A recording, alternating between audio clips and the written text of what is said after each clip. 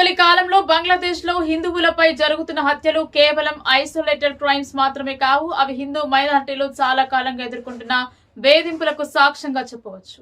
నెల రోజుల వ్యవధిలోనే దాదాపు 12 మంది హిందువులు హత్యకు గురయ్యారు. వీరిలో చాలా మంది మూక దాడిలో చట్టవిరుద్ధమైన శిక్షల వల్ల మరణించారు.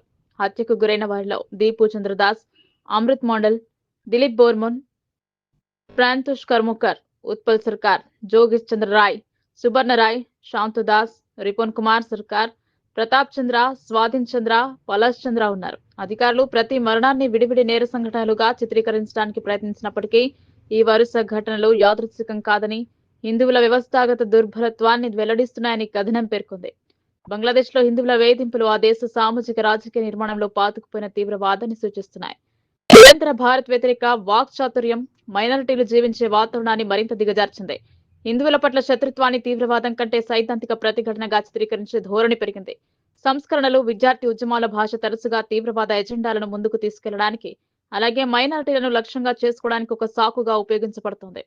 డిసెంబర్లో జరిగిన హత్యల్లో ఎక్కువ శాతం దైవ దూషణ ఆరోపణల కారణంగానే జరిగినట్లు స్పష్టమవుతుంది. హిందువులను లక్ష్యంగా చేసుకోవడానికి ఈ ఆరోపణలు ఒక శక్తివంతమైన సాధనంగా మారాయి. ఎటువంటి ఆధారాలు లేదా అధికారిక విచారణ లేకుండానే కేవలం ఆరోపణల ఆధారంగానే గుంపులను రెచ్చగొట్టి హింసను ప్రేరేపిస్తున్నారు. ఇతర సందర్భాల్లో బాధితులపై దోపిడీ లేదా నేరపూరిత ప్రవర్తన వంటి ఆరోపణలు చేసినప్పటికీ ఫలితం మాత్రం ఒకేలా ఉంది.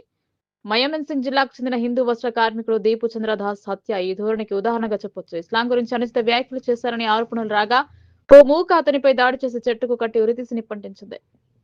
అలాగే రాజ్బరి జిల్లాలో అమృత్ మండల్ గుంపు చేతిలో హతమయ్యాడు. అధికారులు అతని నేర చరిత్ర కలవడిక చూపి మతపరమైన కోణాన్ని కొట్టిపారేశారు. అయితే అరెస్ట్ చేయకుండా గుంపు చేతిలో అతని మరణం మైనార్టీ వర్గాలకు చెందిన నిందితులకు న్యాయ ప్రక్రియ తరచుగా నిరాకరించబడుతుందనే విస్తృత అభిప్రాయాన్ని హిందువులలో బలపరిచింది. ఈ హత్యలు విస్తృత నిరసనలు, రాజకీయ అస్థిరత మధ్య జరిగాయి. ఇది అనేక జిల్లాల్లో చట్ట అమలు, పరిపాలన సామర్థ్యాన్ని దెబ్బతీస్తుంది. గత అసంతి కాలంలో చూసినట్లే హిందూ సమాజాలు సంస్థాగత శత్రుత్వం ద్వారా లేదా రాజకీయ రక్షణ లేకపోవడం వల్ల అధికంగా లక్ష్యంగా మారాయి. మతం కేంద్ర రాజకీయ సాధనంగా మారుతుంది. రాడికల్ ఇస్లామిస్ట్ గ్రూపులు, వాటి అనుబంధ సంస్థలు విద్యార్థి సంఘాలతో సహా ఎన్నికలకు ముందు మద్దతు కూడగట్టుకోవడానికి మత జాతీయవాదంపై ఆధారపడ్డాయి. బలమైన పాలన అజెండాలు లేకపోవడంతో ఈ గుంపులు గుర్తింపు ఆధారిత సమీకరణపై ఆధారపడి హిందువులను సులభమైన లక్ష్యాలుగా చేసుకుంటున్నాయి.